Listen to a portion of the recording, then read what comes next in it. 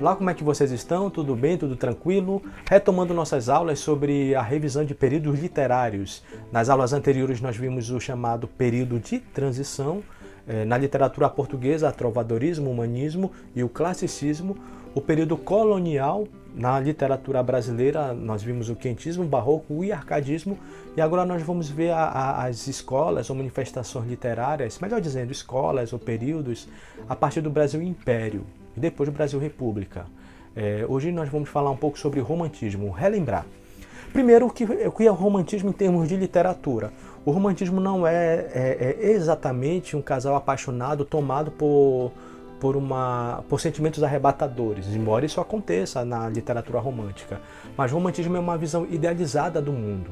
E pode haver, como acontece, um choque ou um contraste entre a visão idealizada do artista e o mundo como ele de fato se apresenta. Isso pode gerar revolta, desilusão no artista ou na personagem. Em um outro nível, o romantismo ele se expressa também com personagens românticos, que encontram como obstáculos visões. Então é uma literatura também idealizada, às vezes até ingênua em alguns casos, mas que retrata também ali a vida de jovens, adolescentes. Só para relembrar alguns pontos, onde é que o romantismo ele surge como escola literária? Ele surge ali quase simultaneamente na Alemanha, França e Inglaterra, e tem alguns romances que se destacam. Por exemplo, na Alemanha, O Sofrimento do Jovem Werther, com Goethe. Na França nós vamos ter um destaque para Victor Hugo, Corcunda de Notre Dame, Os Miseráveis. Eu não consigo recordar de nenhum autor ou autora da Inglaterra, mas você deve conhecer. Se conhecer, digita aí para a gente conversar, comentar. No Brasil, o romantismo ele vai acontecer logo após o Brasil se tornar independente de Portugal. Portanto, está ligado à nossa identidade literária nacional. Enquanto em Portugal, o romantismo se voltou, em grande parte, ao período medieval da literatura portuguesa, ao medievalismo, aqui no Brasil ele se voltou para o início do Brasil colonizado ou do Brasil antes da colonização. Daí uma literatura indianista dentro do romantismo brasileiro.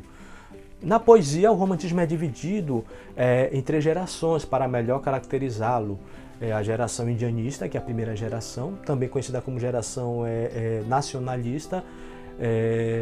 A segunda geração foi a ultrarromântica, também conhecida como mal do século, ou geração byroniana, fazendo referência a Lord Byron, poeta inglês. E a terceira geração, geração condoreira ou geração hugoana, fazendo referência ao escritor francês Victor Hugo, também ficou conhecida como a geração da poesia social. Há autores que se destacam em cada uma dessas gerações. Por exemplo, aqui Castro Alves, na terceira geração, na segunda geração Álvares de Azevedo, e na primeira geração nós vamos ter o Gonçalves Dias. Na prosa, quem vai se destacar na literatura brasileira vai ser o José de Alencar. Poesia urbana, ou romance, romance urbano, cujo ambiente é a vida urbana carioca, romance regional, interior, mas ele não só ele, outros autores vão se destacar, Visconde de Taunaí, Franklin Távora, com Cabeleira, o romance indianista, Iracema, Ubirajara, e o romance histórico. Os romances indianistas também costumam ser históricos. E no teatro de costumes nós tivemos Martins Pena, com um teatro cômico, retratando de maneira engraçada os costumes da sociedade urbana do seu tempo. Esse é então um grande resumo do romantismo no Brasil. Dê uma olhadinha aí para você relembrar. E na próxima aula nós vamos dar prosseguimento: realismo, naturalismo, parnasianismo, simbolismo e pré-modernismo. Fiquem com Deus e nos vemos na próxima aula.